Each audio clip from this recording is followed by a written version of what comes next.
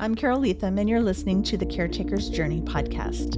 I am your host, and we are in week 3 of an 8-week series covering my book, Are You Ready to Find Joy When Life Gets Messy? Today, we are looking at chapters 3 and chapter 4. Chapter 3, Facing Emotional Tumbleweeds. Well, guys, I live in Bakersfield, and it is dusty, and it looks like the Oklahoma plains. And when it gets windy, tumbleweeds take over our city. I'm not kidding. They stop traffic. They block roads. One day I was going to the gym. They had the whole alley was filled with this wall of tumbleweeds. You couldn't even get into the alley. And on the night that my grandson Henry was born here in Bakersfield at the hospital, the tumbleweeds rolled right through the electric doors and filled the hospital lobby. It was middle of the night. No one was paying attention. These tumbleweeds are rolling up to the door. The doors are opening. They're coming in. Next thing you know, the lobby was full of tumbleweeds. One morning, I was driving to church after a pretty windy night. And as I was driving down the street, you could see where the street sweepers had come along and piled the tumbleweeds onto the side of the road. This pile was about 8 feet wide. It was taller than me. And as I drove past, I started to realize that it was over a mile long. Well, as I sat there, I pulled over to look at this because it just kind of shocked me to see all of these tumbleweeds. And I sat there and I started to cry. Why? Because I was overwhelmed again, and there was some emotional tumbleweeds that I needed to deal with. Anger, resentment, fear, disappointment, and pain. As I sat there that morning on the side of the road staring at these tumbleweeds, I remember the day that God said to me, "You're asking the wrong question." When my husband first went into the psychiatric hospital, I kept asking over and over and over, why is this happening? Why is this happening? Why is this happening? And I had just found out that day where Bill was, and I was standing in the bathroom drying my hair, and I was nervous because I was about to drive over an hour to the psychiatric facility where he was being held. And it was a lockdown psychiatric hospital, and I was going to see Bill and see his doctor. Well, as I stood there drying my hair, my nerves were just off the charts, and my phone rang, and it was my son. And he starts out the conversation by saying, "I'm sorry, Mom." Well, see, we had agreed that we would only tell the immediate family. So very few people knew what was going on in our life. But a man had called my son and said to him, "I'm going to take your dad out for coffee. Give me his cell phone number." And my son said to me, "Mom, I had to tell him. I didn't know what else to do." My son asked me if this man could call me, and I said yes. And as I hung up the phone with my son, my phone began to ring. I looked down, and it was this man's wife. And guess what? She was in my phone, and I was in hers because we had connected a few weeks before at the retreat I talked about last week. No one knew but my kids what was going on, and my son felt like he needed to tell this couple. I was shocked because I didn't know that I was going to need him to help me, he and his wife, to help me get through the next 24 hours. His wife said to me, "Carole, you're not going alone to see your husband. My husband and I have been through this with one of our children, and I know exactly what you're walking into, and I'm going to be there with you every step of the way. Can you get to my house?" Yes. As I drove to their house, I was kind of in awe that God would open up the door for me to have these incredible people. We knew each other, but we didn't know each other. And so when I walked into their house, the husband's kind of a funny guy, and he looked at me and he goes, "What can I do for you?" And I jokingly looked at him and said, "Well, you can help me find a therapist because I'm going to need one. And then you can help me quit my job because I don't think I'm going to be able to work and handle whatever's coming at me." We then got into Brenda's car, and she drove me to the hospital. She knew exactly what was going to happen when we got there, and she walked me through all of it. She warned me that they would take my stuff and put it in a locker. She warned me about the gates that would open and close as I walked through them. She warned me about all of the people that I would see and the problems that I would encounter. When I walked into the room and I saw my husband, he was pale, he was jumpy. He wouldn't make eye contact with me. He didn't want to talk to me. And after a few minutes, he asked me to leave. His doctor told me that Bill was very happy to be there and that they were helping him. And I got really no more information than that. Then he said, "You can only see him twice a week on Tuesdays and Thursdays from 6 p.m. to 7 p.m. for 1 hour." I was shocked. As I walked out of the room and down the hall and back towards the waiting room, the gates and the doors were slamming behind me and I could hear them lock. My questions were, oh my gosh, why does he want to be here? How can this be helping him? As I walked up to Brenda, I just fell apart into her arms. I would never have been able to drive the hour back to my son's house, and God knew it. He had sent this couple to help me. As we drove back to their house and I began to calm down, I realized that this huge mess our lives were in, and I still had no answers. I didn't realize how much I had walked in there that day thinking I was going to come out with answers, and I had nothing. I had no idea what was going to happen. And I said, "Why is this happening?" out loud. And Brenda didn't answer, but God did. Because deep in my heart, I felt God's voice say to me, "You're asking the wrong question. Don't ask why. Accept that it's happening and ask what now." To this day, I still catch myself falling back into the "why is this happening" mindset. Yet I immediately changed the statement to this: "Okay, this is happening. Now what?" When we walked back into their house, the gentleman came over and he said, "I've been a busy guy." And I said, "Really?" And he said, "Yes. Here's the name and phone number of a therapist. She's waiting for your call right now. She's going to walk through this and we're going to pick up the bill.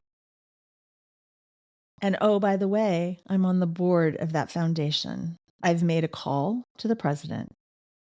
You're not going back to work again." And this was the middle of November. "And they're going to pay you through the end of December. They're not to contact you. They're not to ask you questions. They're to wait for you to get back in touch with them to let them know what's going on." It was amazing. God had shown up that day in such a crazy way. And I needed to learn to ask the right questions. So, what are a few truths that we can take away from this chapter? Well, God says challenges are going to come. And when the challenges come, He is right there with us. Also, we must ask the right questions. Why is this happening is not the right question. Okay, this is happening. Now what is the right question for me? You're not alone. That's what God wanted me to know. You're not alone. God sees you.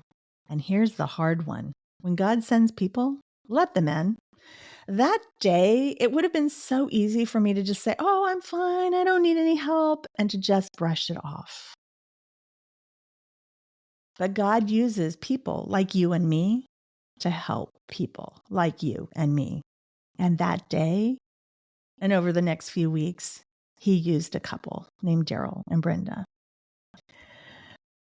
So what are a few sticky note moments? As I'm sitting here looking at my window, there's a few that I've pulled out that are still up there after 10 years. Here's one. God says, "Take a deep breath.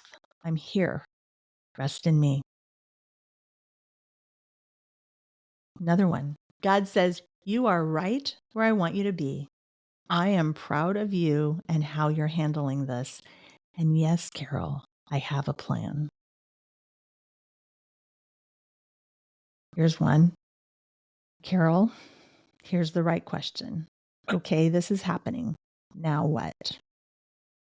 And I love this scripture from Psalm 5:11. It's written in my window.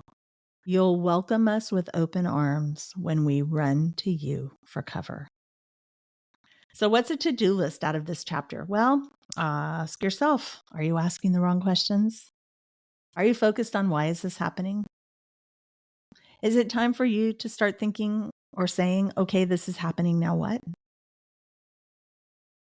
That day when I stood there or I parked on the side of the road and stared at those tumbleweeds, I discovered that buried in all of those anger, resentment, fear, tumbleweeds was a beautiful tumbleweed called joy. Right in the middle of the pile of scary ones was a tumbleweed called joy. Are you searching for the joy in your pile of scary tumbleweeds? Do you feel alone? Identify the people that God has sent, and when they come, let them in.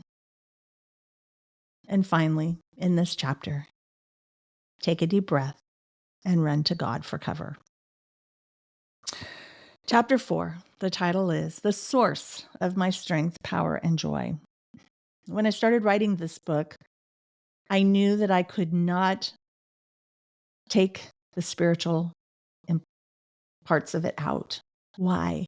Because the spiritual parts are such they're just ingrained in me. They are who I am. When I was trying to get it published, there was some question as to whether people would like it. Was it too raw? Was it too churchy? Was it too unrealistic to believe? Too hard to believe? And I said, no, that's why I went the route of self-publishing.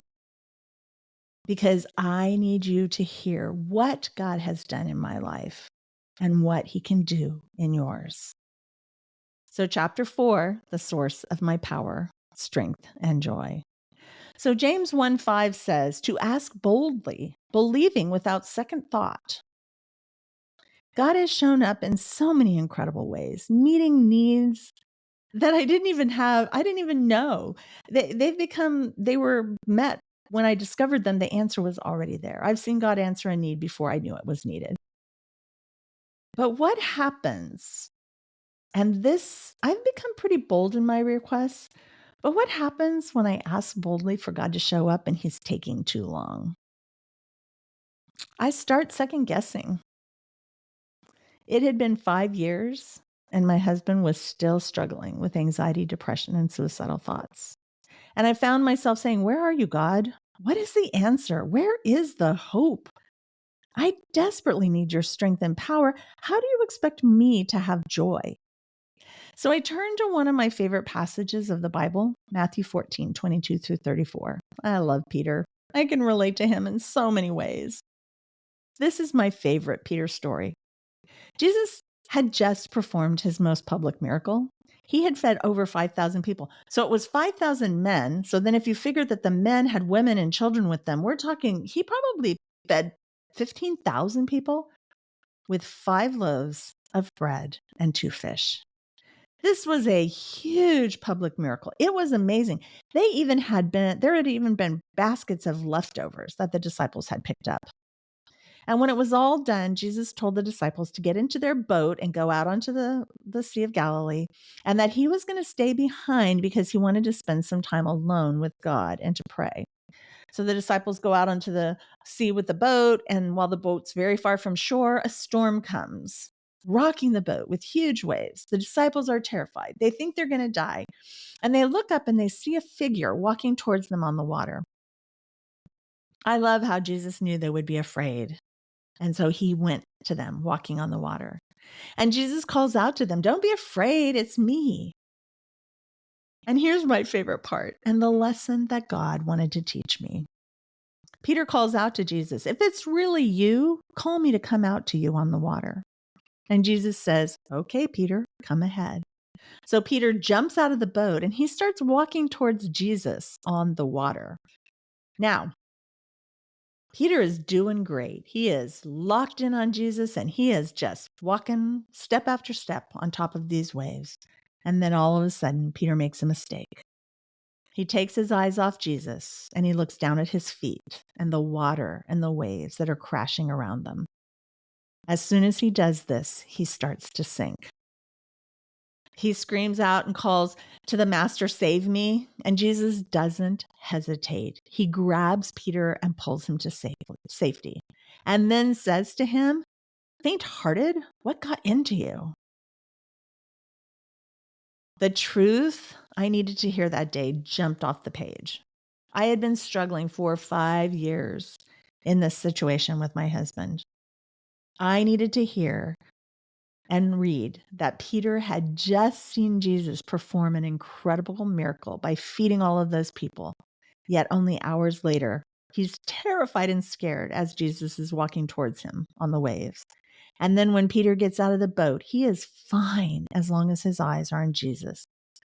The moment he waves, the moment his eyes look away and he looks at the waves, he looks at his circumstances, he begins to doubt and he begins to sink. Like Peter, when I fix my eyes on what is frightening me, I become faint-hearted. And when I become faint-hearted, I begin to demand that God save me. And guess what?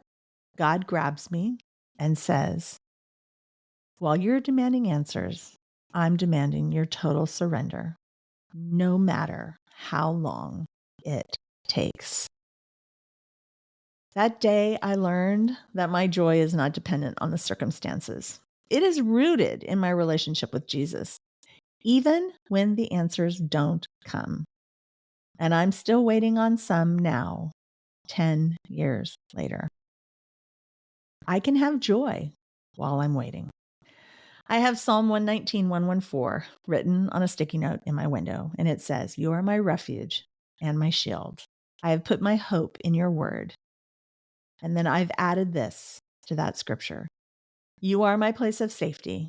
You are my protector, and I must run to you. I am to keep my focus on God, not the waves below on my feet. I must put my hope in you, trusting that things will work out, even if it takes," and I've crossed out the 5 years and written 10. So what's a few truths? Trust in God, not the circumstances. God is my source of strength and power and joy. He will take care of us. Ask boldly. Show me, God, what to do. Expect him to show up, and then be patient. Like Peter, we need to keep our eyes on Jesus, not on our mess. And finally, while we demand answers and tell God what we need, he demands our total surrender to him and wants us to trust him completely. Sticky note moments. The joy of the Lord is your strength. Nehemiah 8:10. When I take my eyes off of Jesus and focus on the mess, I'm going to begin to sink. God demands my total surrender to him. I belong to the God of the Bible, and that is enough for me. So here's your to-do list. Is there something that you need to boldly ask God to show you what to do? How is God helping you find normal and security in your mess? Where are your eyes fixed? On the mess or on Jesus? Are you demanding that God give you answers? Will you respond to his demand for complete surrender to him? Do you belong to the God of the Bible? Thank you for joining me today. If you know a caregiver, I hope that you'll share this show with them.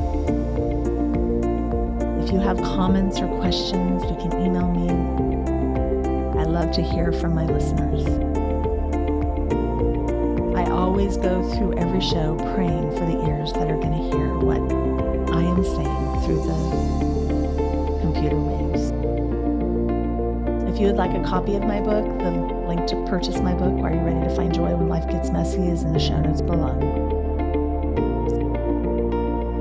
I will be back next week for another episode of the Caretakers Journey podcast. And until then, it's all about him.